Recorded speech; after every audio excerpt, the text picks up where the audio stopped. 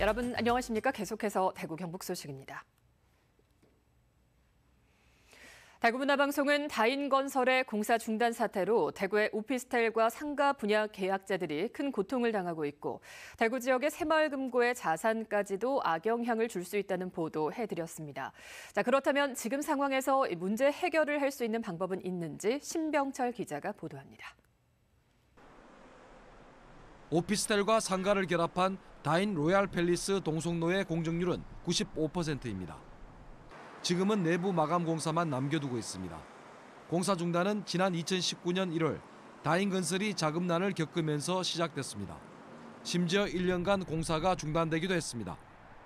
이듬해 부동산 경기가 살아나 다인건설 소유 토지의 담보 가치가 커지게 되면서 추가 대출이 이루어져 공사가 재개됐습니다.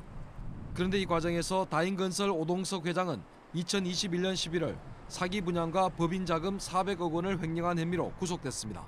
오 회장은 지난해 5월 문제를 해결하겠다고 법원에 호소해 구속적부심에서 풀려났는데 아직 건물 준공은 되지 않고 있습니다. 공사를 하니까 말은 14명이 무슨 공사를 합니까?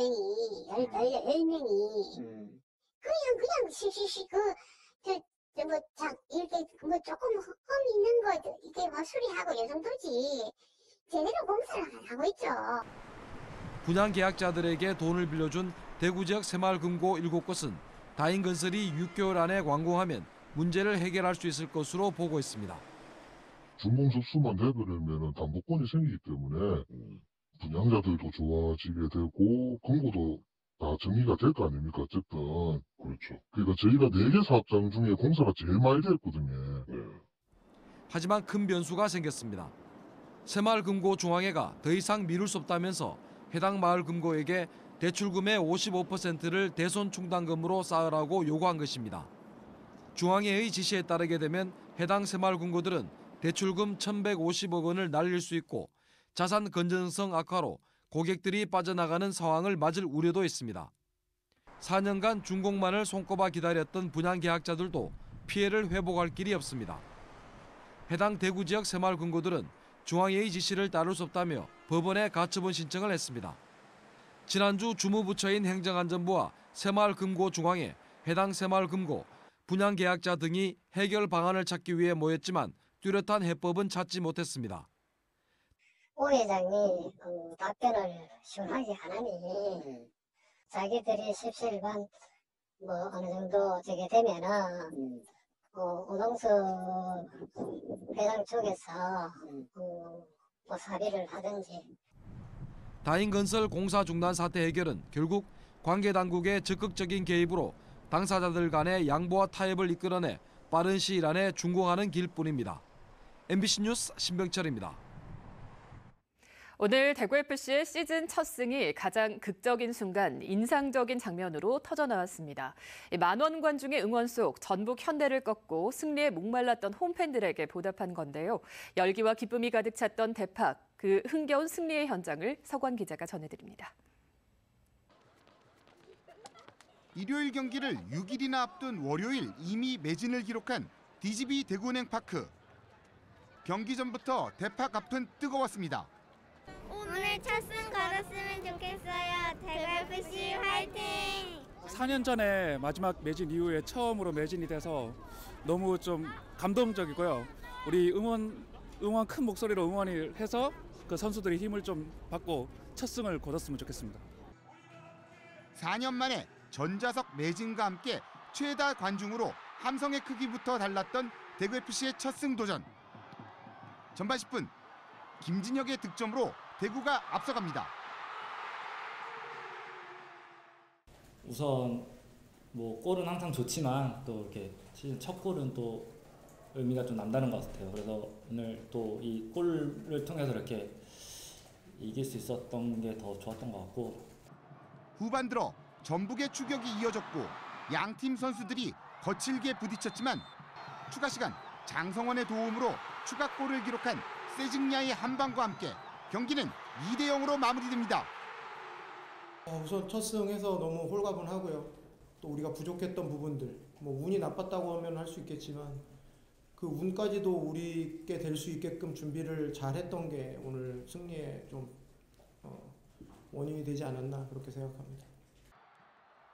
기다리던 첫 승으로 중위권까지 올라선 대구.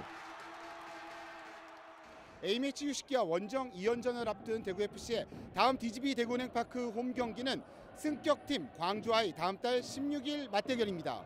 MBC 뉴스 서건입니다. 일요일인 오늘 대구와 경북 모든 지역에는 건조주의보가 발효 중인 가운데 대체로 맑았습니다. 오늘 낮 최고 기온은 대구가 20도, 구미 19도, 안동, 포항이 18도로 평년보다 4, 5도 정도 높았습니다. 대구는 미세먼지 농도가 나쁨 수준 보이고 있습니다. 내일은 가끔 구름 많겠고 아침 최저 기온은 대구가 3도 등 영하 3도에서 영상 7도, 낮 최고 기온은 대구가 20도 등 16도에서 22도 분포로 오늘과 비슷하겠습니다.